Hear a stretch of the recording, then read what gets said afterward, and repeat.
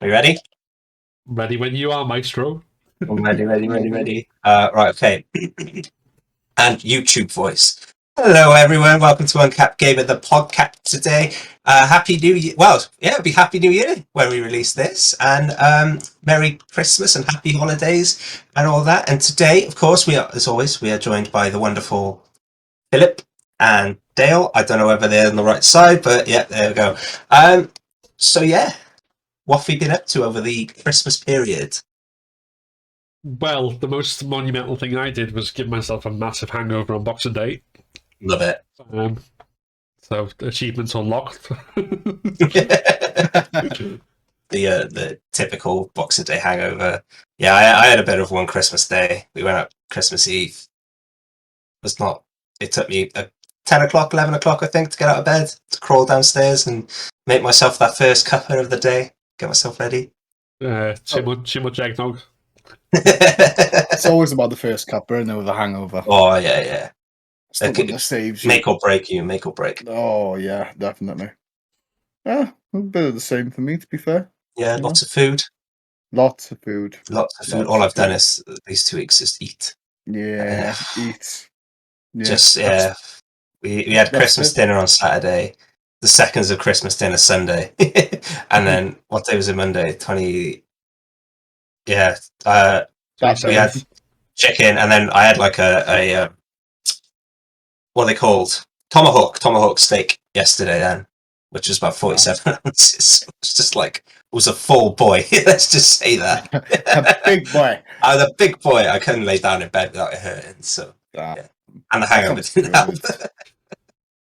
I had to consciously remember to have meals because we've just got a big pile of chocolates and sweets on a table in front of the couch, so it's like right there in prime position. It's like, well, I could have a meal, or I could have another,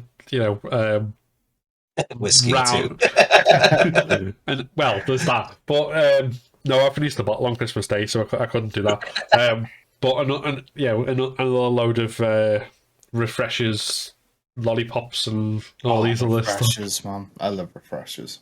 Just so easy to just stuff your face and then go, oh, I should probably eat a real meal. Yeah. Never mind, I'm full now. Yeah, that's the best thing about Christmas is the food, the chocolate. Family's second best. They can all... That's what's up with our listening. They're listening and judging. So yeah, any games we've been playing? Is it going to ask the question? It's been 2 weeks. Yeah. Well, I mean, I don't know if you want to go first, Dale, or you want me to. Nah, you go ahead. You were ready. You had it in your mind. You knew what was coming. Well, 2 podcasts in a row, people will remember where I just basically said I haven't played any games this week. And I've made up for that. So I'm not going to talk about Pray for the God because you should watch the video. Which will be clipped up somewhere, yeah. Somewhere. Card up here in the corner to say, watch this video. I've reviewed that. But I did. So on Christmas Day, my parents got me Returnal.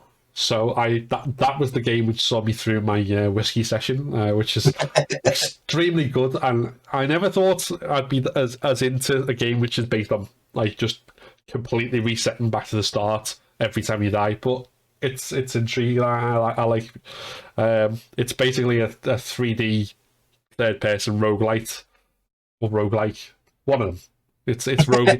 They confuse me. They're one of my favorite genre, and it always confuses me. We need descriptions on the sticky notes on your PC. Just here's a roguelike. Here's a roguelike. A physical one as well. That's slightly coloured. This game is roguey. It's rogue-esque. It's roguish. Tell the difference between a casual and a hardcore gamer. You have these sticky notes in your room. Oh, and then after that, I also bought myself Kena Bridge of Spirits, which is a very gorgeous looking game, and it plays quite well as well so far. It's I haven't got too far in it to admit that those are the 2 sort of main PlayStation 1s, but it would be remiss of me not to mention that it finally happened. I got my wife upgraded her from a Switch Lite to a Switch, so I sort of inherited the Switch Lite, and now I've been playing Animal Crossing as well. I now have an island, Welcome. which my character's called Nobber, and the island's called Ground Zero. But And it's perfect time because it's the Christmas stuff as well. So you got to keep that all year. it is very cute, very cutesy. Which is not a sort of thing I ever saw myself playing, but there you go. Dale? So I've been playing not much. I played a bit of Halo 2. Me and Lauren started Halo 2. Lauren, my wife, she's only ever played Reach in the first Halo, so I'm taking her through the beautiful universe, you know. So yeah, and the Master Chief Collection's got a thing where you can switch between graphics, and switching back to the old one just made me feel so old. Like oh my, it made me feel so old. But like going back to a shooter, there's no sprinting, you know, none of that is really strange for me. It's really difficult in some places, but I'm enjoying that, you know. Have they aged well? Yeah, played I think they still hold up, definitely. Yeah. Yeah, the writing. They did a lot of a lot of stuff with the voiceovers and stuff, and you know, I think if you were playing the old one, it'd feel dated, but you know, the kind of remaster feels really good. And obviously, taking Lauren for her first time, and Halo 2 is the one that me and my brother played a lot. Like we must have beat that game hundreds of times together. So it's a really, really nice experience taking Lauren through that, and just me knowing all the little things and where all the skulls are, and just I haven't played the game in years, but you just know where things are. And just, it's like muscle memory at this point. And Hunter Call of the Wild I've been playing a lot of, which seems to be my game that I go back to when I'm procrastinated and like a bit lost. Sort of procrastinating and a bit lost, and I just dive into that. They had like a new reserve, and you know, I've been playing that a bit, but I see a bit. I suppose it's kind of like a different experience every time you play it, and it's not. Yeah, it's like obviously I have to kind of preface this that I'm not a hunting person in real life. I'm not, you know, I'm not for that. But just, I don't know. It's just something about going outside and not actually going outside, because it's a very beautiful game. It's a very beautiful game, and just, you know, running around tracking things down, and it's very mindless too, which I think is something that I need right now. You know, it's good for that. I'm enjoying it. The new reserve, you can hunt alligators, which just feels weird to me. Feels really weird, but it also like it's a very good game to hone your FPS skills in, you know, because you've got to consider, you know, bullet drop quite a lot, wind direction, things moving, and there's that aspect to it which I absolutely adore. Can you slide in? No, there's no sliding, man. Can't slide in 360 no scope a deer to the head. Like, it's just a bit sad, but nah. It's a bit weird playing that and having to preface that, like, I don't like hunting, but like this game's fun and I enjoy it. So it's a morally weird one for me. Yeah, but I mean, you don't preface like Call of Duty with, by the way, in real life. You're right. I suppose so. By the way, I don't like shooting people. But I don't know. Do you know what? It's never clicked. He says this every single time. I do, and I don't know why I feel so guilty. It's never clipped. Like whenever he's playing Halo, he's just going around. Absolutely brutalizing aliens and sentient beings. I have nothing against aliens or zombies in real life. It's just I don't know. I don't know why that's such a thing. I guess because like you always see like, I don't know, things like get riled up about it online, you know, and people not liking Peter trying to do a lot of things, you know, and rile people. I don't know why there's that in my head. That's a weird one. A very strange one. I mean, on that, I know Peter released that whole thing of like games that are animal friendly, but honestly, and I say this as someone who doesn't always eat meat. I eat a lot of meat-free stuff, and I've even tried a lot of vegan stuff, and I do like it, but it's a video game. Get over Yeah. yourselves. Stop it. I'll have to get over that hurdle. But no, I've been loving it. There's just something satisfying about hitting something 500 meters out and just watching it drop because you hit it in the good spot. You know, that sounded weird, but yeah, that's. You sure? It did say it. Game for this. I'm having a bit of a moment trying to justify hunting animals in a hunting simulator at the moment. What we got from that is that Dale really Wait, likes stop. hitting things in the sweet spot that makes them drop. 2022 is the year that UnCapt's True Intentions come out. Jeez, Next. that was a rough minute. It's or two banned for now. me. I think Hunter's just banned. Yeah, Can't make yeah. it again. Nice. Now see if we play People Hunting Simulator. Okay, Nah, we're allowed to do that. it's a good distraction game for me. You know, I'm enjoying it for that. So yeah. Yeah, I've been I've kind of dabbled in games. Like I've just kind of dabbled through a couple. And I've completed one. I I haven't completed a game since Little Nightmares 2, which is back in Feb. So it's been a while, and I completed Death's Door from Devolver and Acid Nerve, which is just so beautiful. I think I've mentioned it on the podcast before. I think so. Yeah. Yeah, it's like a Zelda-like game, and it's beautiful. I've never played a game that's been so inviting. Like again, I'm in the middle of like writing the review up, so I won't say too many spoilers, but it's definitely a good game. It's frustrating though, very frustrating. It was like you're dancing with the bosses as you do like the 1-step, 2-step dodge, and I was just in my head, just like dancing away and having songs on and all sorts. But yeah, just stunning game. Absolutely, I'd recommend it to anyone. Could see no need to justify playing the game about death. No. Yeah, I don't condone going around reading. Put your sights down. It's yeah. Reapers need jobs, man. You can't just make Yeah. Jobs are jobs, you know. Yeah. Gotta do. Times are hard. Exactly. Gotta buy our games somehow. Expensive. £70 now. But yeah, they are, aren't they? It's funny you said about not completing. I was thinking about this, like about how many games I got which came out in 2021 which I've completed versus I've just played. Like the number of completions is very small, which I've completed loads of games this year, but the games I've completed years ago as well, like replaying old Resident Evils and stuff like that, but I've not completed hardly any new ones. And I mean, like, Demon's Souls is one of the ones you'd expect. It's going to sit there for years until I finally inch my way through the levels, but there's so many others. Like, I should have completed more, maybe? I don't know. I don't know. I finished quite a few games this year, like quite a lot. And I think it's because of streaming the games to completion that I finished quite a few. Yeah. But I just had a thought about justifying Hunter when one of my favorite series is Monster Hunter. Yeah. This is ingrained now, isn't it? When it's dragons, it's fine, but deer and things like that, no. You say that, but obviously that's caused controversy for you before on stream. Yeah, killing dragons, yeah. People like dragons. I do, but I like putting swords to them, you know? Or bows, you know? I can use anything. Bows. I'm a versatile hunter. This is just just to get us back on track.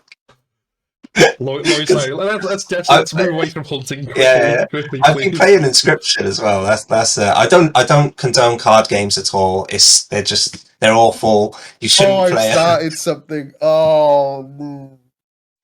Yeah, no, I've been playing Inscription as well, which is just wacky. Like I can't even say anything about the game without spoiling anything. Just you need to play it if you haven't. Like it's just mad.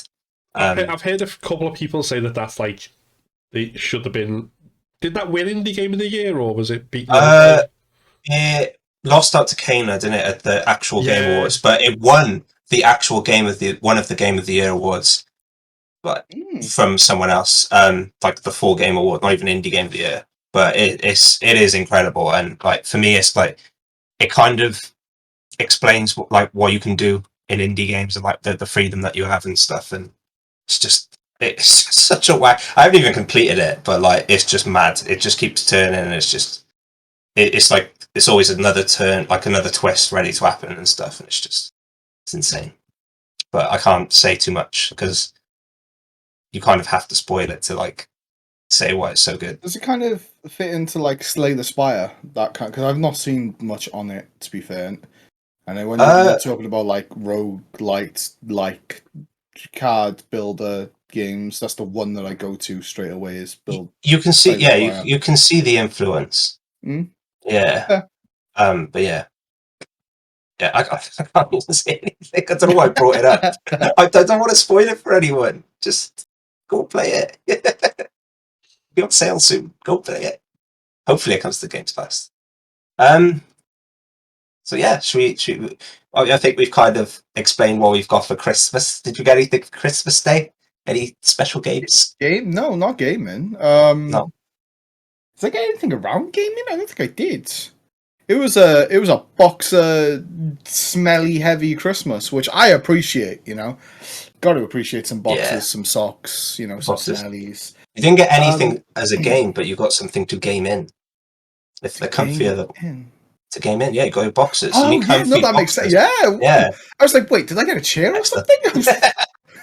But no, I mean, it's the reason Skin's not touching chair. Especially a leather one. I guess around in the like geeky culture, I got my first ever physical copies of the Jurassic Park books, which I've read like 15 times each on Kindle, so it's nice to have them physical for once. Oh, I suppose that kind of. No, I've never had them physical. Okay. Never had them physical. Always read them. On Kindle. Yeah, I always read them Kindle on my like phone on Kindle and stuff. Yeah, it is quite nice to have your favourite books, though, isn't it? It's a way to make me feel old, because I was just thinking then, I've read them physically before Kindle existed.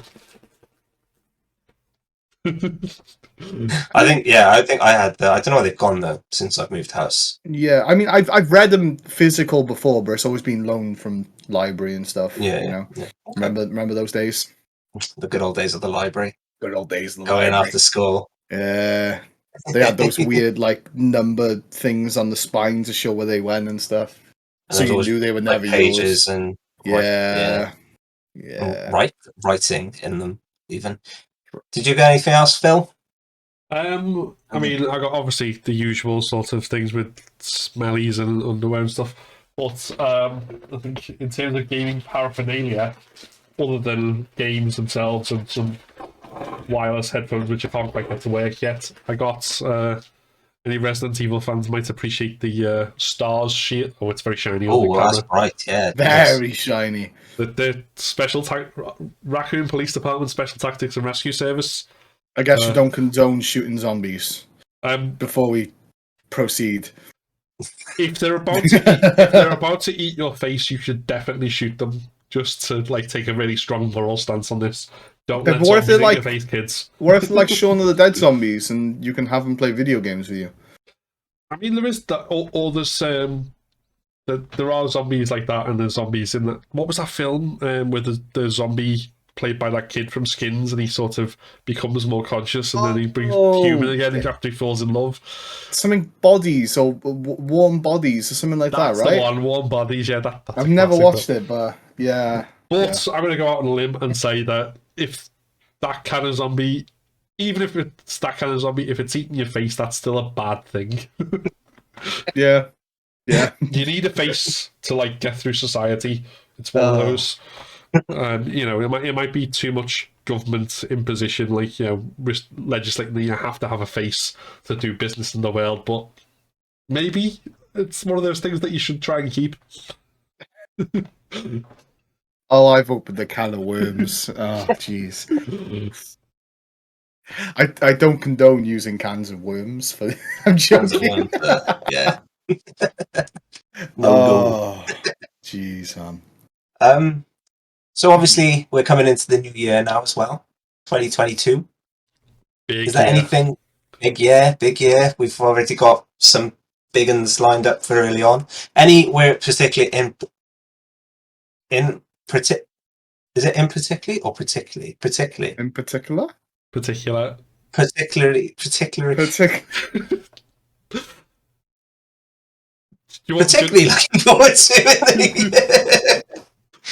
Oh, there's so much this next year. Yeah. Oh, so much. We can say this year now. We might just like. Well, this year, yeah, this will be coming out Right, on the as well. thing. Yeah. I'm very guilty of being on board all the hype trains this Cool. year. Like all the hype trains. How So dare you like things that other people I like? know. I was thinking about earlier, was there anything that's very like low key that I'm excited for? And I guess I'm excited for Slime Rancher 2. I'm quite excited for that. I enjoyed the first one quite a lot, so I'm excited for that. I'm pretty sure that's this year. Yeah, But yeah, it is. Yeah. Elden Ring, I'm smitten. I'm so in love with it already. Like, I can't wait. I really can't wait. Pokemon Legends, I'm excited for. That's the I'm only excited gem. for it. Yeah. Yeah, I'm excited for a new take on Pokemon, which should be fun. What's coming up next year? Maybe Silk Song news next year. Maybe, who knows? We might. Oh my lord, I'd be so happy. Yeah,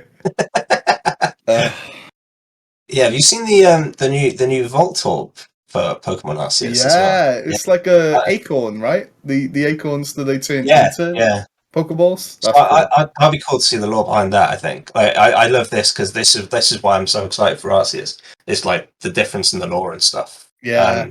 All that sort of coming out and why like Zora, can't speak. Zora, and like Growlithe and everyone kind of changed into their new forms, and I've just been binge watching Birdkeeper Topi Oh, I know. with all his theories and stuff, and it's got me so hyped for it.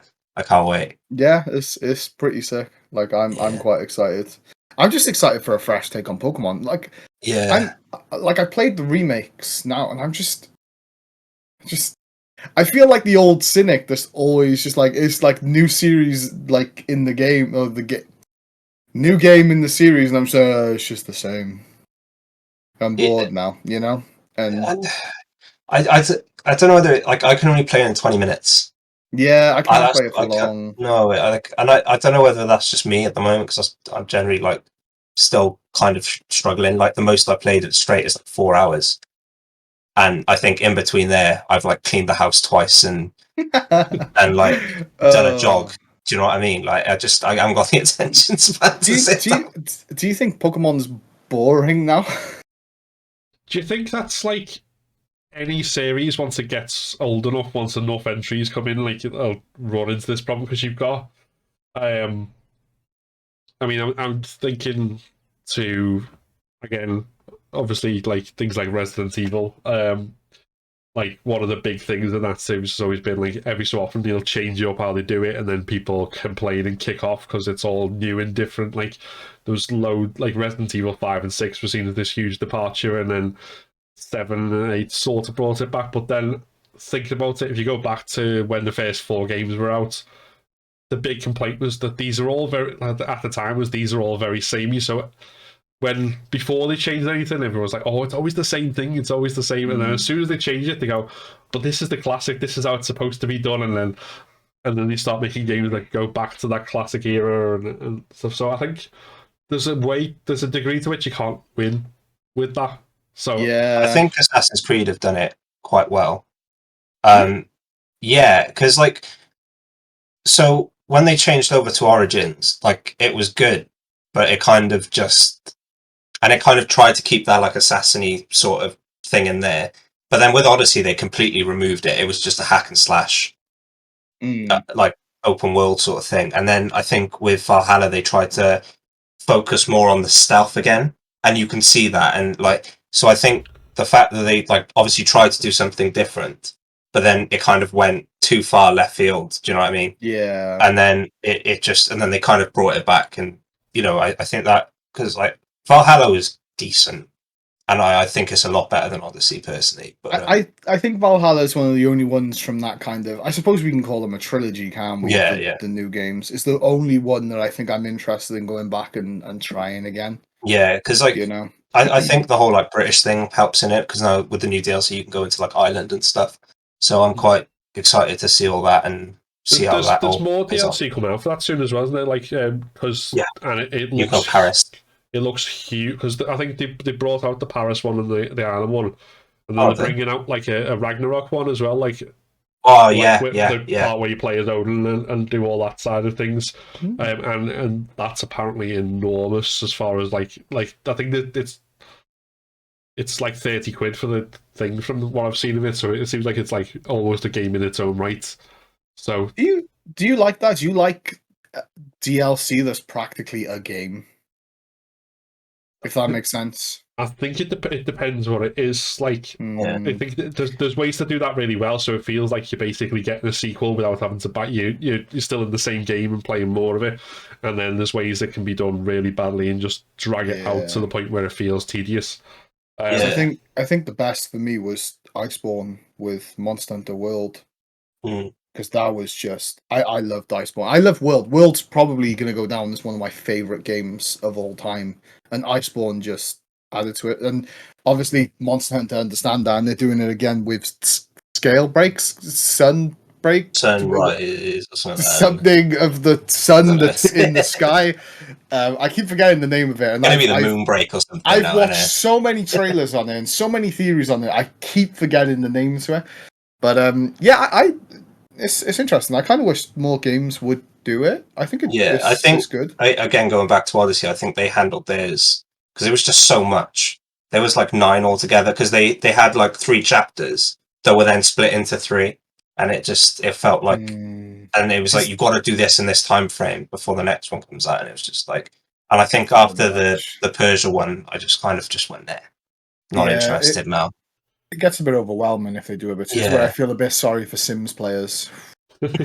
I was looking through Steam with Lauren the other day, and I was like, "Oh, Sims is on sale. Why don't you get that?" And she was like, "I don't want to go down that rabbit hole again." And I was scrolling through the DLC, and they have like 4 different types of DLC, and it just I was like, "What's going on?" Yeah, Sims games are cool. I really enjoy the expansions to Sims. I think they're like one of the games that need it.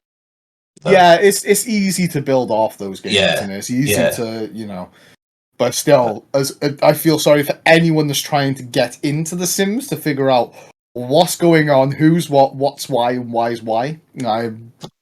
But I don't. If it's like the PC version of The Sims, they're not very story related today. So it's like you can just buy like the individual packs depending on what you want. You can kind of build your own game. Yeah, it's like City Skylines and stuff that you can just kind of just do what you want. Oh yeah, I suppose and add your own Planet Zoo and things like that. You can don't have what to you buy want. it all. Like there's no you don't, like, it's like with Assassin's Creed, they all kind of link in some way. Because it tells a narrative.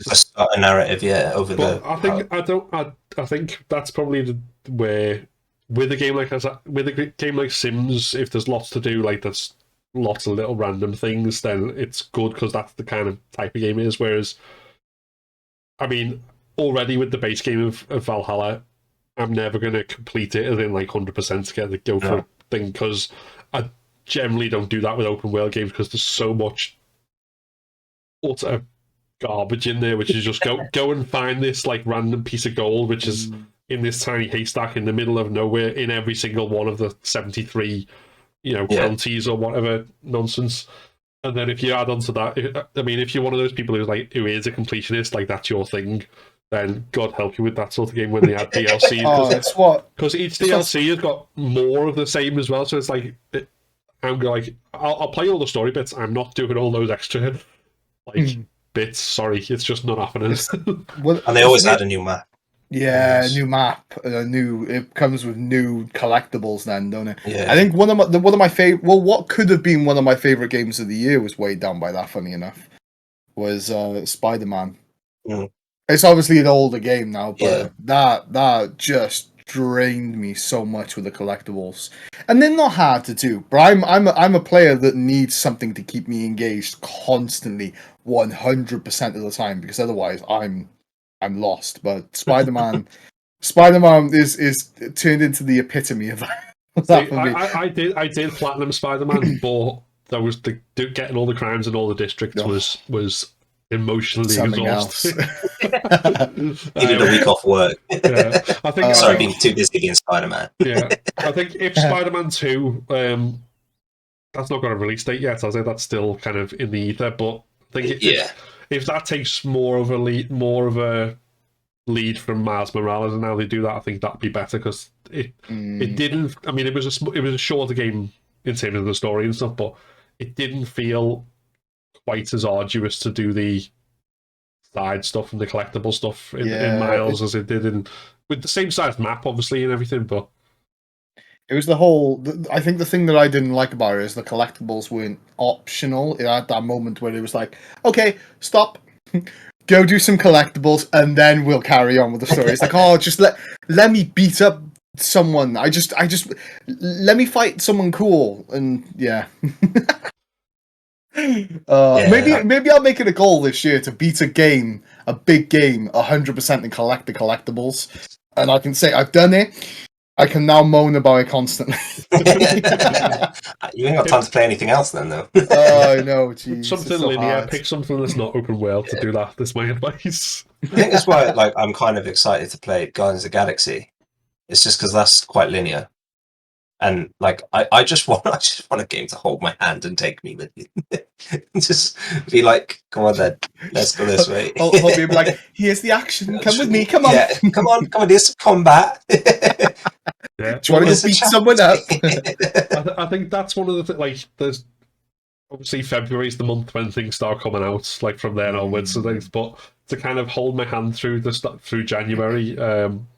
Although I played Uncharted 4 before, they got the remaster with the Legacy of Thieves collection, which, without having to pay the full price for the upgrade, apparently for just a tenner, I basically get the remaster and the whole extra game in Uncharted, whatever the spin-off game was called, I can't remember now, but two of them, and they're very much like that. It's just drives you. It's all on rails. Just come forward, do some climbing, now do some shooting, now do some climbing, now do some shooting, now do some shooting, and you know what? It big actiony set pieces, and if you've got open world fatigue, you just need that. Just go and shoot stuff and climb and jump about. Yeah. Definitely. Here's an area. Here's a load of enemies. Kill them. Do it as you please. I think we're definitely going to be experiencing some sort of open world fatigue with Elden Ring and Horizon coming out around the same time, and we. That's a big hard month. Do you know? I was actually considering. I think I might actually pick Horizon up and give it a shot. I need to complete it. It's one of the games I want to complete next year, just so I can play the new one. It might be a back burner game, you know. Yeah, I'm not gonna rush myself to. Is it PS5 exclusive? Oh, I won't be able to play it anyway. It's PS4 as well. So I don't know. Apparently there are going to be noticeable, because it's the way it's being developed. Like, it's a next gen game, but there's there must be some sort of scaling involved for the PS4. So is it like when they release a game for the PlayStation and then release it for the PSP kind of thing, or the DS to the Switch? I mean, I don't think it's going to be like, go back to 16-bit or anything like that. You just pick it up on the PS4 and there's a platformer. You're like, wait, what's this? But to be fair, it doesn't feel like the hardware jump is as huge as it was from, like, I don't know, the PS2 to the PS3, for example. That generation was like the biggest, and then every generation since has been a bit of a jump. And I think this is the same with Xbox as well, but not so much of a jump that it feels like you've just been thrust into an entirely different world, which is strange and terrifying. Yeah. But yeah, I mean, if you're playing that for the first time, like, again, that's another one of the only open worlds, and in this case RPG as well, that I've fully 100%ed, which I'll probably do with Forbidden West as well, God help me. But if that, I will say that part of it and collecting all the artifacts and stuff isn't the best part. The best part of the game is play through the story, level up, play the action, fight the machines, learn about them, and see how the world came to be the way it is. That's the stuff. Don't condone fighting machines, by the way. Just don't condone fighting machines. Talking about machines and not condoning fighting anything in open world. I'm in two minds about Starfield as well. I just not seen nothing on there. Yeah, I haven't seen anything, and that's coming out in November, I believe. Yeah, Like I'm excited for it because like I'm a bit of a Bethesda fanboy. So like, and I love the Elder Scrolls. I love the Fallout. I'll put my hands up to it. I'm going to own it. love it. So You know, yeah, like I'm it just excited, works. but I just like Fallout 4 and 76. I'm just like my mind's just like, should you be excited for this? Expect disappointment. But then I'm also just like, if they could hit the ground running with this game, it's gonna be fucking incredible. So I'm just like, Yeah, I'm just I mean, like, I'm it's been in work for ages, hasn't ages, it? yeah. So I'm excited for it, and I've got a year to build myself up, and hopefully we see more throughout the year. But yeah, I'm Yeah. excited for that. That's a game that I keep forgetting that it actually It, exists. they just they seem to just do nothing with it. Like they just haven't seen to do a lot like advertisement. You get Mind the you, odd, it's Bethesda right now. They're keeping everything as close to the yeah, chest as yeah, they can. yeah. I mean, Except Skyrim. Remaster Skyrim. to be fair though, like It's a great everyone jokes on it. It's probably one of the greatest games made. Let's be fair, Yeah. it is. I mean, Easy. I did. Although I haven't played it since the PS3 days, I did enjoy it. It's just, yeah, I just have to. I feel like I have to throw a gag in there whenever Bethesda's mentioned. Yeah, I mean, it's up there with games like Bubble Bubble. I don't know why that came into my head, but it's Bubble Bubble. We don't condone throwing bubbles at your enemies, by the way. I'm running with it. I'm running with it. Well, while we're still on February, and obviously Horizon's out, Elden Ring's out, we've got Sifu, which is that one where like every time you die, you get more stronger, but you also get older. Oh yeah, yeah. But also, cool. there's Dale's favourite series, Dynasty Warriors 9 Empires is out. I've not seen anything on this, but if they just take it back to normal Dynasty Warriors, I'll be happy. I'll be happy to play Dynasty Warriors. If they kept there as the original Empire's way, where you'd like take over the map, I'm cool with that. I'm cool with that. I never played many Empires. I'm not going to lie. I think I played like one or Extreme two. Legends. I haven't played Extreme Legends. I've definitely played thing. But yeah, so fingers crossed. Fingers crossed. It's not 9. Yeah, I think they might have learnt a lesson. Yeah. At the same time, it is Konami. Then they'll know where. I mean, there's been some scathing reviews for 9 out there. Like there's been some bad reviews. So yeah, bad reviews. Bad reviews, but they're very good. Good, the people that are doing it have got some amazing things to say. Yeah. So I mean, when's that out? 15th February. Yeah. I've got a list up so that I can just go, it's on this data, make it seem like I know. Is there any trailers or anything? I've seen anything.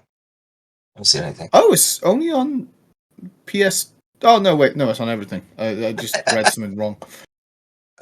Anyone excited for Tiny Tina's Wonderland? Yes. Yeah. I gotta be fair. When I saw the trailer at the Game Awards, like that got me ticking a bit in a very tired way. Where I was just like, "Yay, this looks so exciting." Yeah, I like very tired at that point in the race. I like Tiny Tina as a character, and yeah, I think it'd be nice to see the Borderlands kind of gameplay go in a different-ish direction. Yeah, it's like D&D in it almost, and it's got very much vibe to it. So I'm excited because you can just do anything with that, and it's like, especially the craziness of Borderlands, you can just kind of take that into a whole new level with this. So I'm excited for that. I'm excited. Okay, I'm kind of watching a trailer for 9 Empires. I am, and it kind of looks okay. Yeah, still looks a bit barren. Like, I guess the other games were a bit barren. Yeah, they always were. I always thought they were. There's a politics system, which I'm gonna love. Good use. I hate anything to do with politics in games. Live reaction to Dale's trailer. No, I mean, as long as it's not 9 and it's I'm happy. But no, Tiny Tina's Wonderland, I'm excited for, simply because 3 didn't really do much for me.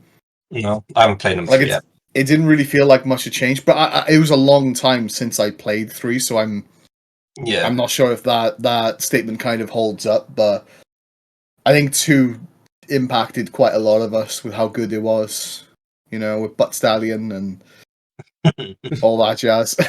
Yeah, nah, I can't wait to see what they do with this because it's just going to be nuts, isn't it? On like every I scale. might be wrong, but there is a diamond unicorn in one of the trailer or the promotion. There's Butt Stallion. Butt Stallion's in the game, Yeah. and if I have to kill Butt Stallion again, I'm gonna be sad. One game though, talking about wacky and nuts, I'm excited for is 2 Point Campus. I can't. Do you remember 2 Point Hospital? Yeah, They're doing a university. that was so fun. Yeah, they're doing a Oh. university edition, so I can't wait for that. That's going to be. I don't know when it's coming out though. I know it's this year sometime, but yeah, it looks cool. It's just going to be nuts and Yeah. just light bulbs running around everywhere. You know what? The one thing I loved about 2 Point Hospital is that it just didn't take itself seriously. No. You know, it never took itself seriously, and it worked so much in its favor that it was beautiful. Like the thing is with management sims and things like that is they're normally so complicated, and it just took all that complication out, and it was just so much fun. And you could like focus on the wacky and stuff. And yeah, do you think management games need to do that a bit more? Yeah. I think. Yeah. Let's Build Zoo was another one that did the same. Just kind of took all that complication out, and they were still difficult. Like the 2 Point Hospital got hard, like at some points, but you could just like kind of do your own thing, and it just allows you to do that. And it's loads of fun, and how short each like mission was to allow you to go and do your own thing. Then was really cool. Yeah, I think I think one of the things the management sims and stuff need to improve on is how they do tutorials. Like, I don't think just, this is where this is where that is, this is how you deal with this is how you deal with that is a effective way to do those games.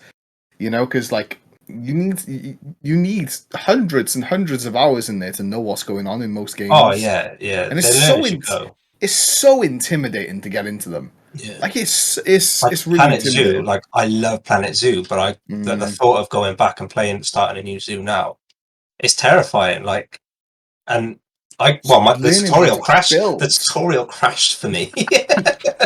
Great. So the only lifeline you had didn't work. Yeah. So I was just a bit like, you know. But I'm excited for that. Anything else from you, Phil? I mean, I was just kind of read, like, obviously, like I think the big ones I think we mentioned is Horizon and Elden Ring, and I'm looking forward to Plague Tale 2. Whenever it's not going to date yet, I don't think, but I think that's one of the ones that Plague Tale, like, I only played it for the first time this last year gone, so that was like a surprise hit as well, like really good, considering the premise was basically a prolonged escort mission, but that was really, really good. That's actually true. Jeez, that's what the game is. It'll be interesting to see what they do with it as a follow-up, and I'm really looking forward to that. And then just trying to think what else. There's definitely other ones, but there is a lot. There's so much, and the thing is a lot of them don't have 2022 actual release dates yet. Yeah, some of them I think they'll be pushed because you've said before, Dale, like Ragnarok will probably be pushed back, which I think it feels that way. Although because I've not completely finished God of War yet, I'm not as excited for that as I might be. Yeah. If I had, then I might be like, oh yeah, well, I've played the first one, but I've not played enough of the first one to form a really solid opinion on it, to be honest. I'm the same with God of War. Like, I'm happy that people love it, but when I was playing it, something was pulling me from it. And I couldn't stay in it. I don't know what it is. I think for me, it's maybe just being a bit bored of the Nord setting a little. I played a lot of games and it's a bit oversaturated for me now. Maybe that. I don't know. Yeah. I don't know. I mean, maybe I wasn't used to it yet, but the combat felt a bit janky sometimes. Like, I think, especially having seen like the earlier like original like God of War 1, 2, 3, where you could jump about and like all this stuff, and you're sort of situated on the ground and with this very narrow camera angle. I mean, obviously that makes it harder to deal with all these things, but I feel like, you know, being able to do things like just jump in the air and slash, for example, or make, I don't know whether that's everything, but that's just one of the things that sort of feels a bit stifled in that way, which works for something like, again, like if you're playing Resident Evil or Dead Space, you're in a narrow space with like zombies or whatever horrors coming at you, you're meant to feel constricted, whereas if you're the God of War, surely you're meant to feel like you can move about and do all these combos and all this sort of stuff, and it doesn't really feel like that. Just to preface, we don't condone jumping in the air and slicing at people. Just to say, I'm gonna kill it off, so it didn't sound stupid at the beginning. But no, I do get you. I don't know. So something pulled me from that game. It's probably a game I'll look at going back to this year. But yeah. Yeah. Whereas on the other hand, I think Suicide Squad Kill the Justice League just looks like a barrel of fun, and I just is that out this year? Or the next year? It's another one with no. Is it? I'm sure I saw that on the list of things date to be announced, but it's yeah. So it's one of the it's officially lined up for this coming year, but it's kind of unknown. But from everything I've seen, like with the people who are involved in it, like tweeting and stuff, it does seem like it's on the final stages before coming out. So I wouldn't be surprised if if we do get a release date soon. I wouldn't be surprised. Was the Bat Family one? I can't remember what it's called, but that one got release date? Gotham Knights or something? Court of Owls. Yeah, the Court of Owls one. Yeah, I don't know if that has. It's not got a release date. Right, okay. But so I'm assuming that because I don't know which one's coming first. I don't know. They didn't really make it clear. Oh yeah, Gotham Knights. Sorry, Court of Owls is the thing it's based off. Yeah. Yeah. That's again on the list of TBCs. TBCs loves a good TBCs. Oh, we got Sonic this year as well. Sonic. Speaking of open world fatigue, an open world Sonic game. Are you gonna 100% it, Phil?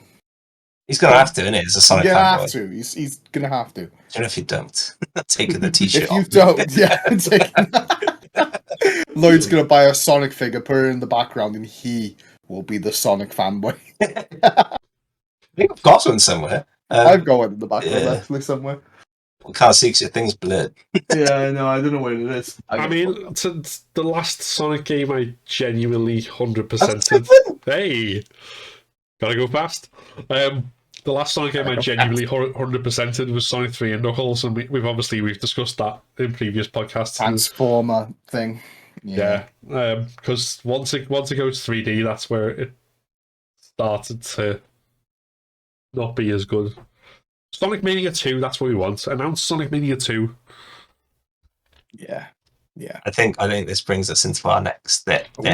Any games we're excited we think might be announced this year. I know what Dale's is. Oh my lord, please just give me Silk Song news. Please. I don't care about anything else.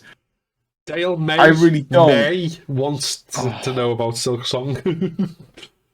It's just one of those things. Like I just want to know that the devs are okay. You know, they're having a blast making. I don't care about anything else. Have you still not followed them on Twitter?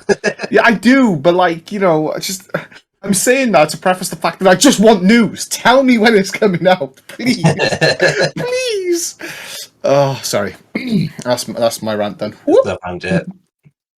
Phil, anything you're excited to be announced?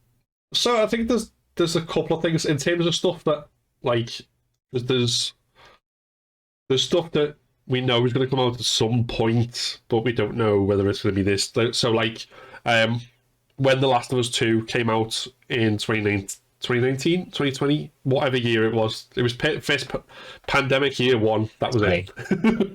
Pandemic V1. Just in the DLC now. Yeah, one of the big omissions with that was the multiplayer faction, which I've not played the multiplayer on the first one, the factions, but it's apparently really, really popular, and they were supposed to be bringing out the second, but now it looks like that's going to be a standalone multiplayer, basically battle royale type game with the combat mechanics to The Last of Us 2, which honestly, as someone who doesn't really play multiplayer that much, sounds like that would get me playing a multiplayer game.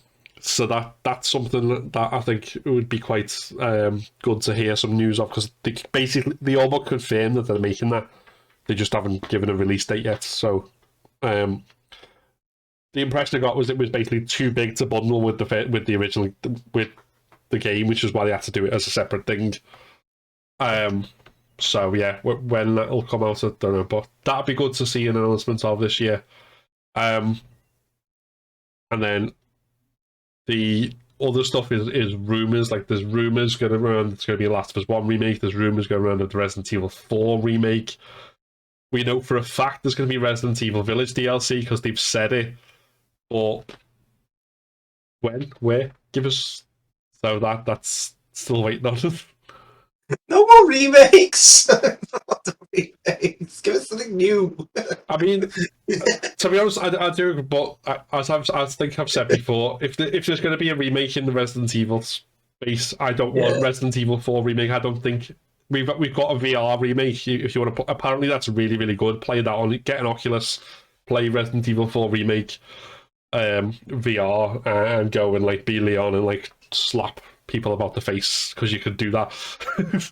But Resident Evil Code Veronica is always overlooked, and that's one of the best early games. If you want to remake on the quality of 2 for that game, that would be chef's kiss, you know. That would be there. But ultimately, I don't know. Yeah, I think these are all rumors and these are all things that go through a bit, but it's more the new stuff. All right, like so the other stuff is like, oh, something I love from childhood's being remade. That's exciting, but then it's like, but I do want more original stuff, please. Yeah. Do you to segue off that? Your question was games that we hope are announced or released, right? Announced, yeah. Do you think we'll see some new Pokemon stuff this year? Because it's been 2 and it'll hit almost 3 years for Sword and Shield. Yeah, there will be actually. Do you think we'll see? Could do. I think we're not going to see anything until later on in the year. Oh yeah, no, they'll wait till see what Arceus does. Yeah, the Legends do, because I wouldn't mind another Legends game.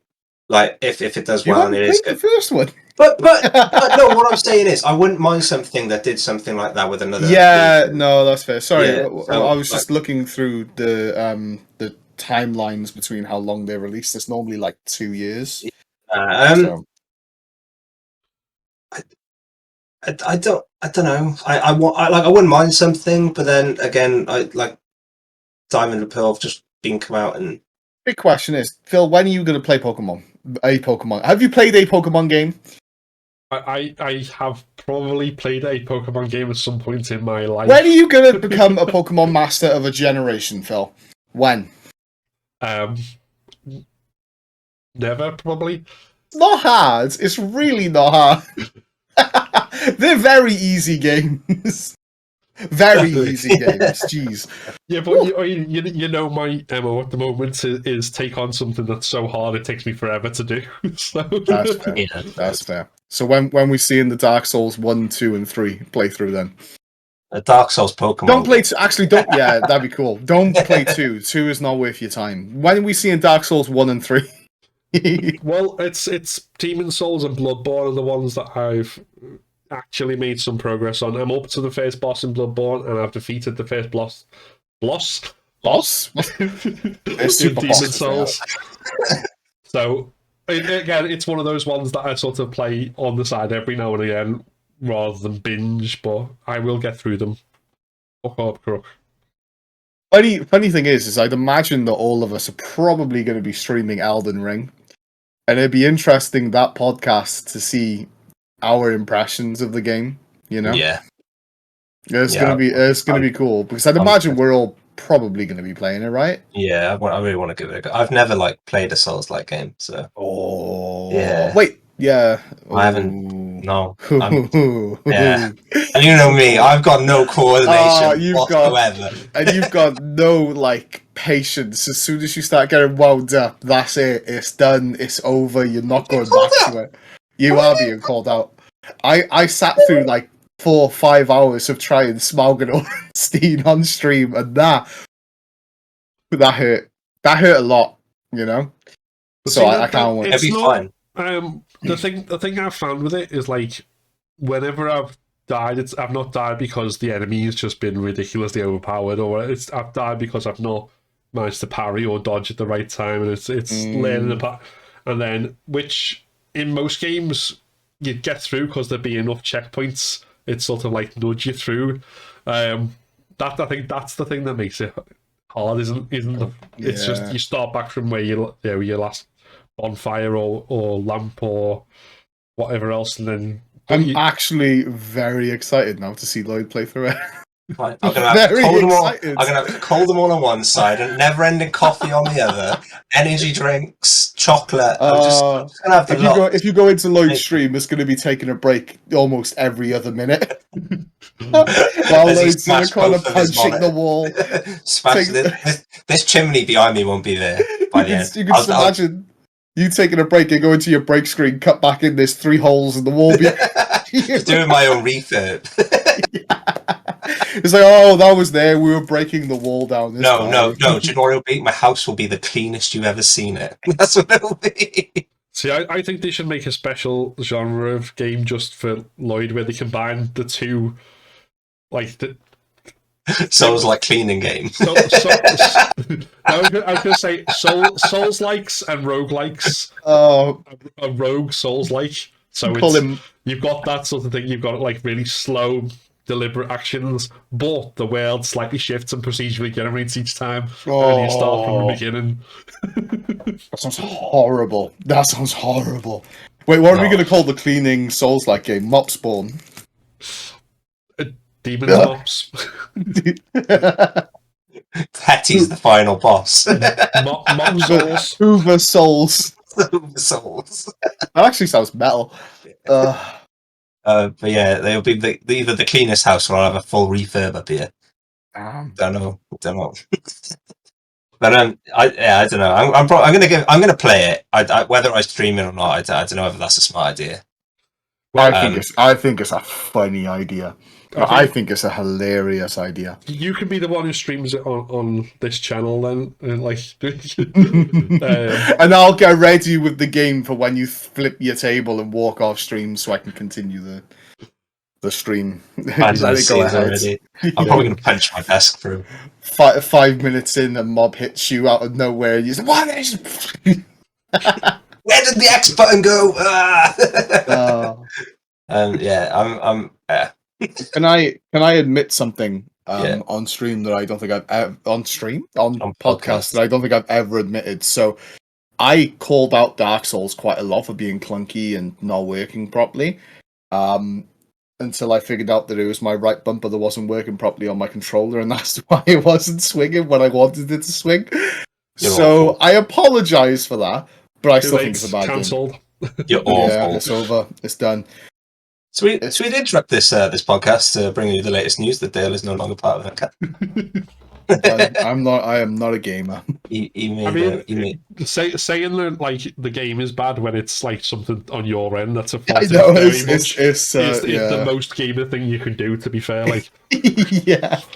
It's not me. The game's just not perfect. Any other announcements other than the announcement of me playing Elden Ring on stream? We've seen a teaser of it, but the new first-person multiplayer shooter from the makers of Made of Scare Ritual. That's something which I would very much like to see more of, because I like say that game is a really good. I think that was probably one of the things that was really good to see last year. It was a return to form of survival horror games, because you had Made of Scare and you had Tormented Souls, proper felt like classic survival horror, and then making an FPS multiplayer out of that is just a very intriguing concept, especially for something that's an indie company based in Wales, which Wales speaks to all of us. Good Island's down the road, isn't it? It's down it's only up there, isn't it? I personally, I don't know what it was about Made of Scare. I just couldn't get into it. I might give it another go. I don't know. It was cool though, hearing the kind of line and all that stuff being played. Oh, That was really cool. But it just wasn't for me, I think. But I mean, no, I'll give it I another did go. say like a return to like really good survival horror. So if you're not a survival horror fan, or in Dale's case, not a horror fan, then it's not not at for all. you. Not in the slightest. I don't Screw like horrors. things that scare me. I don't. No, I bloody don't. There we go. Here No. comes the accents.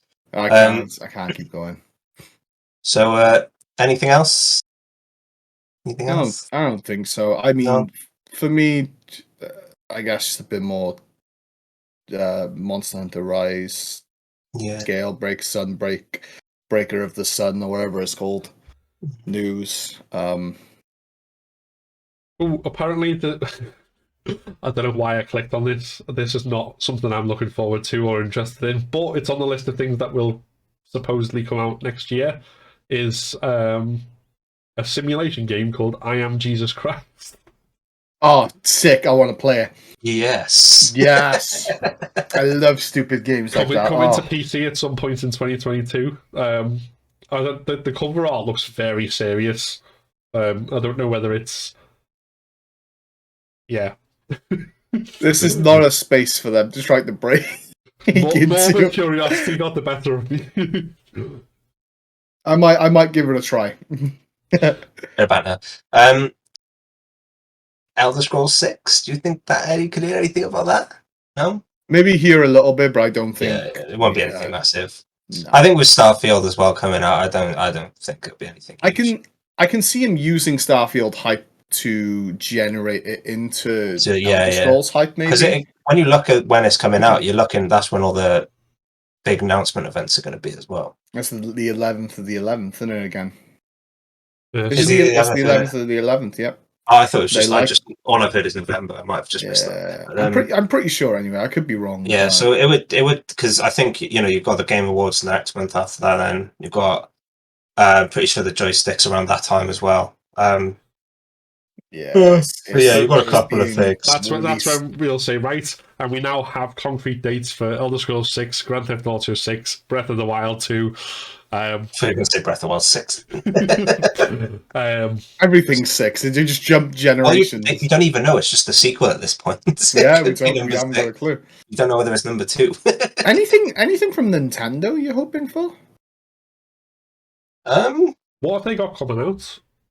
I mean, I've got a clue. I don't know. I'm not. I think we'll hear a lot in January. Yeah, From like you said, that's when they normally have. They normally have a direct. Yeah, so I don't know what to. I never know what to expect from. Because they just go, oh, here's one of our IPs, and you're gonna love it, and everyone loves You it. love it. So Yeah, it's just like here's Mario in a keyboard typing simulator. You're gonna love it, and here's everyone loves ASMR Mario, and it. you know what, mate, you're gonna bloody love every minute you play. Here's Luigi running a farm. You're gonna love it. So, according to the things that are exclusive to Switch in January are something called Astroneer, which I've seen literally nothing about. Again, same with Baby Storm. Astroneer. That's an old game, Astroneer. Pretty sure. Astroneer.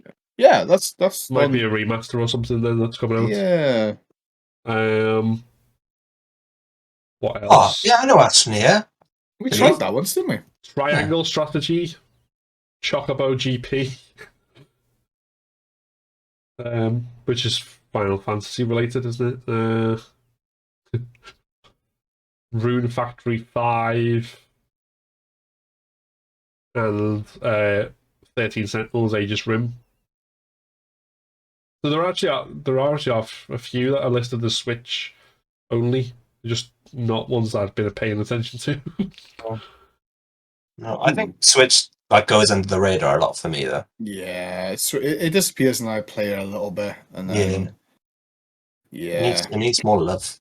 Give the Switch some love. Oh damn! I've just seen a list of the top 10 most anticipated blockbusters of 2022, and we're eating good next year.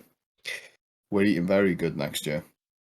Yeah, lots For of money. instance, You got Black Panther: Wakanda Forever, Spider-Man Across the Spider-Verse, Ooh, Part 1. So is there 2 parts to that? Yeah. that means I there's didn't know that. there's two Spider-Verse films coming, basically confirmed. Yeah. The Batman, Thor: Love and Justice, Jurassic World Dominion, which Love and Justice. Love and Thunder, sorry, Thunder, Love yeah, and yeah. Justice. Where did that come from? Doctor Strange in the Multiverse of Madness, Yeah. Avatar 2, which I couldn't really care about, Aquaman Okay. and the Lost Kingdom, and then Top Gun Maverick, no one cares. Mission Impossible 7, no one cares. Yeah, it could be a good year for films as well. It's gonna be. I think next year is gonna be a There's pretty a decent year. corner of the internet somewhere where people really, really care about the latest Mission Impossible and I'm Gun gonna Maverick, wind and them they are all up. coming for you. Why do I always? I must always insult like a fan base on this constantly. No one cares about this. The fan base. Grr. We're coming for you, Dale. Right, okay. Before we get into film, I think it's time we should wrap up about games. Let's talk gaming news. Dale, hit the That's jingle. what we're here for. The jingle. I don't have. Wait. Let's get down to the gaming news. There we go. Go on, guys. Who's got first news? I've got one that's kind of gaming, but not gaming, but is gaming, but kind of gaming. There's Sonic Lego coming out in January. Oh, I know. Oh. And it's following that Mario kind of theme, I think. We're like, no, it's not actually, I lied. It's not following the Mario theme. I just looked at it.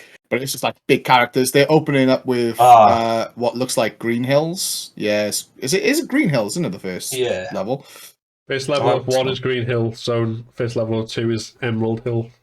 So well, there we go. Yeah. So Sonic Lego, which I'm increasingly wanting to buy Lego sets. I really want Lego. I think that's something that I might dive into a little next year, is getting some Lego sets. I love Lego. I just want to build something. I love destroying it and building it again. Just build something that fits your entire background, like just a Dark Souls I'll hang character. the Death Star behind hang it over you, go play me. It'll be for my Elden Ring stream. Well, when you kick off, you place 3 blocks and then go back to the game. Yeah, so that's my news. I haven't really been switched on to much this week. It's been a bit of an off week. Dire week. Philippe?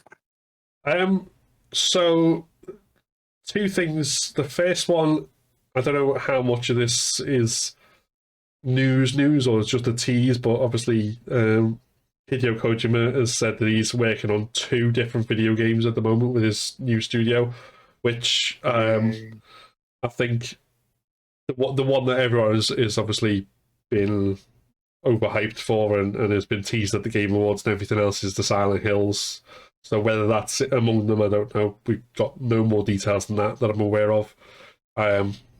That might just be something, just keep it rolling until, I don't know, this time next year they're saying, by the way, this is what these games are, and you'll see them in 2029 or something. So we don't know how long that, but that's just like a little teaser, I think.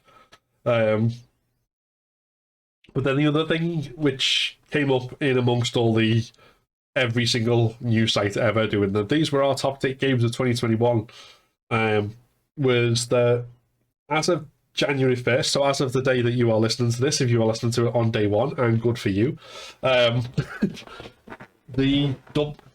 World Health Organization is officially recognizing gaming disorder, which is basically gaming addiction, playing games compulsively despite them causing harm, in its new manual. Now, I'm not sure. I mean, I'm sure that's a thing. I'm sure there are people who suffer from this sort of thing, but it's also one of these things where, I don't know if you've seen the news, like China there was quite a big moral panic about this and about gaming addiction in China, and they've curtailed how long kids can play games for and stuff. And this always seems to be the big things, like video games always get this big negative rap, and I think it's people are kind of, now that we're coming out to the other end of the pandemic, people are quickly forgetting the amount that they connected us socially, the amount that the benefits they have in, for example, in helping increase motor function and reaction times and spatial awareness and all the benefits of gaming stuff, and the fact that, coming back to pick on the negatives. So, like I say, I don't doubt that it's a real thing, but I also think that this sort of thing does feel a bit like a moral panic, especially because if you're going to get addicted to video games, you're going to get, or anything you get addicted to, you're not going to get addicted to it just because someone's appeared out of nowhere and shook it at you and you go, oh, I feel it's going to be because of some sort of wider symptom in your life or something, isn't it? So yeah, I think games are an escape, and if you need that much of an escape, it becomes addictive, then it's the problem of what you need to escape from that's the issue. I think the Who recognizing it is good though, because like that will sort of help give people the support, like because like you said, like it is more the surrounding narrative, which is the same with most addictions. Like it's the environment that people are in rather than the thing itself.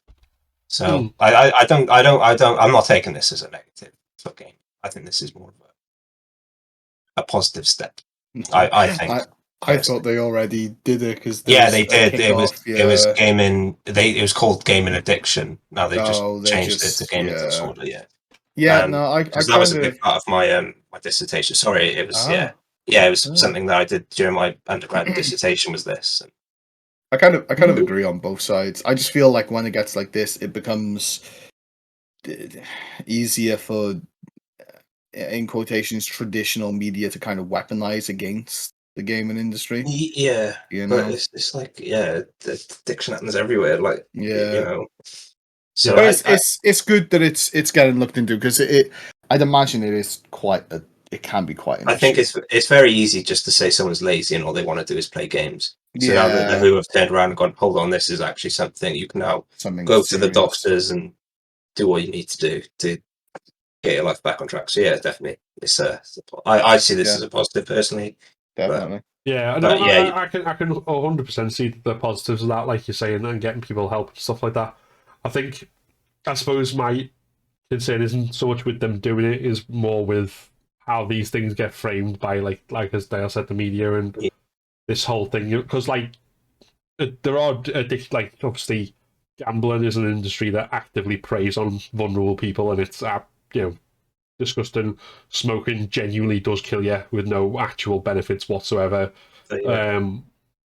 Drinking's one of those things which is very toxic, but there's also in moderation it's not that bad, it just leads to bad hangovers. So there's different degree, but I don't think gaming is video games are genuinely a thing that I think have helped people and saved people and bring people together as well. I think that there are people who want to completely downplay all that side of stuff. I think at the same time it's easy to recognize how predatory games can be as well. Yeah, 100%. You've got to take the good with the bad. Like the gambling thing. I remember watching a couple of things on people using games to get away from gambling, and then loot boxes being quite the issue. So it's a big topic. It's a very big topic. You could be here all day speaking about it, and I just think there's so many little nooks and crannies to get into. Definitely. There's no broad statement for this. No, I mean, I think we all agree from different points, but I think that's probably the biggest point to take out is that there's a lot of nuance there, and it's not just anyone who's trying to sort of use it to be video games bad is barking up the wrong tree. But they're part of the problem, I think, more than anything. It says a lot more about them than games. Yeah, definitely. Sure. Yeah, because there's definitely there's TV addiction and stuff like that. Is this by the same? Don't think anyone. Yeah.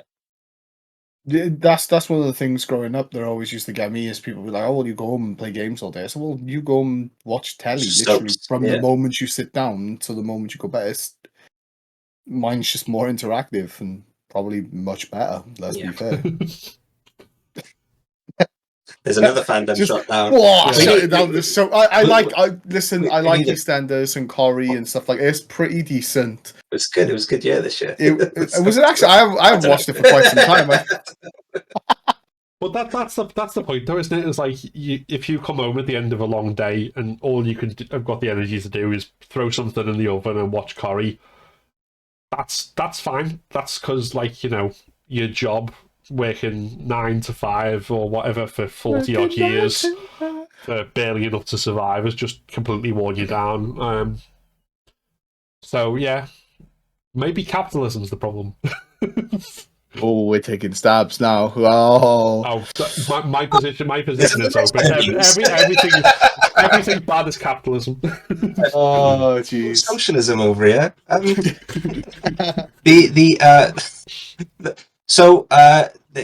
One sec. Let me just get the article. Look at what it says. Yeah, I'm sorry. Carry on. I just realised just how nervous I made you both saying that, but on a public podcast. Taking a strong stance. But yes, I am. Talking of socialism, Equity Union has drafted its first professional rules after claims of artists have been asked to record bleep scenes, sex scenes with no trans porn in.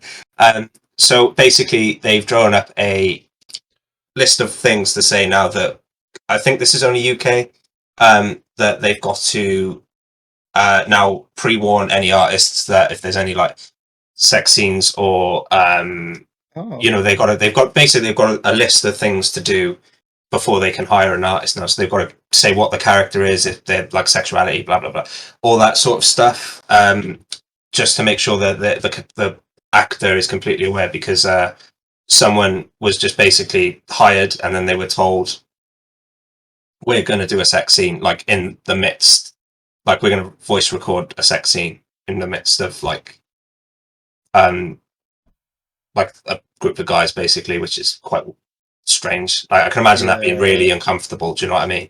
Where there was no, basically, the artists union Equity has drafted up these new rules, and I believe one has already signed up. Does it say who? No, it doesn't say who. But apparently, it looks like Ubisoft and Activision Blizzard have sort of said yes to it as well. Do you think they'd be jumping at it for the chance to like push down the negative publicity around that elsewhere? That's like surely a no-brainer for them. It's like, right, we're being criticised for exactly this sort of thing. Let's sign this and look. Yeah, we're redeeming ourselves a bit. Yeah, sorry, I haven't said this article in any my mind just went blank. I think Captain Frank's took over and got a bit nervous. But yeah, this is where what it says basically. So Equity, who's the union, has said that other studios were interested in signing up next year. Side UK and Liquid Violet, leading London studios that have worked on Assassin's Creed and World of Warcraft, welcomed the agreement but said more consultation was needed on fees and factors such as payment for trailers and promotional content. I mean, it's a good step forward. It's definitely a good step. And I mean, the thing is, if this goes well as well, like other unions will come in to do with like developers and the rest as well. So it helps enforce the safer space and a better space, you know? Yeah, definitely. And like I said, like reading that initial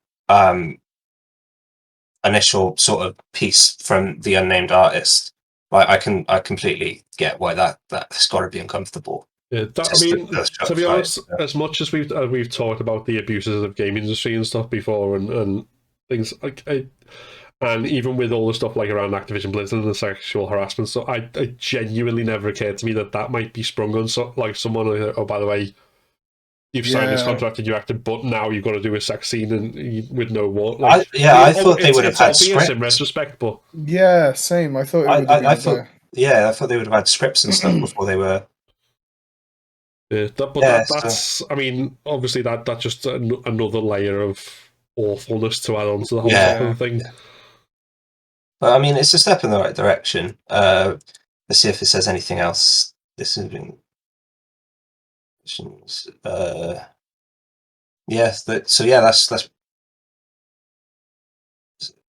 Oh, and it also covers pay as well.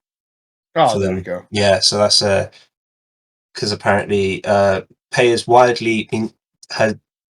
had varied wildly in the past as the industry grew rapidly with no guidance in place. So it says, for a standard game with a minimum budget of 5 million, artists should be paid a minimum of £600 for their first hour and £300 per hour thereafter. So that's what's been defined in the Fair. yeah, and they should get big game breaks. So yeah, it covers a lot. Like, Yeah. I think we should put the link in the thing. Otherwise, we'd be Description. in the description because we'd be here all day talking about it. But Selling this short as well. I feel a bit bad now. You used to always bring really serious news things, and I'm like, yes, Sonic Lego, let's go. It's good news. We all want Lego. I love Lego. We all know what our roles are on here, at least. Like, some people are here to bring fun and joy. Some people are here to rant about capitalism. It's all good. I'm here to rant about socialism. Listen, we do not condone any isms. Nah, I'm kind of glad. Yeah, I was going to say, what's this we? Sorry, what are you going to say, Lloyd? Yeah, I just think it's good news. Yeah, very good news. And Lego's good news. We like Lego's very good news as well. Like, Lego. we all love Lego. Yeah, no, I'll the price down a bit. It's very expensive. It's Very expensive. But yeah, no, I sold that article short, and I would, yeah, I kind of got a bit passive with it, so I do apologise. But yeah, no, it's really interesting reading through it. It's a good development from a bad situation. Yeah. It's showing progress, you know. And on the subject of Lego, when my dad next visits, I will ask him, because he's going to bring up hopefully my Commodore 64, but also the big gigantic box of Lego that he's got. I can say, I want to give this to my mate Dale. Oh yes, I want the Lego. He'll probably say no because he likes having it there for like if his he's got young nephews or nieces visit, they've got something to play with, like my old toys as well. But let him have the old toys. I'll have the Lego.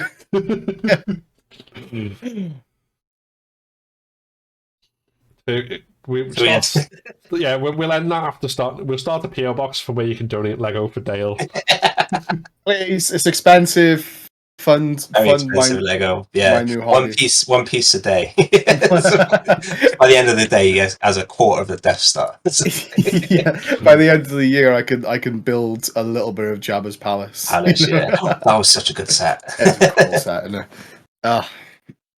Yeah, I think that's it for today. So thank you all for watching. Of course, you can catch us all on YouTube, Twitter, and everywhere else we may be. Just the /UnCapt Gaming. And then, yeah, catch you soon.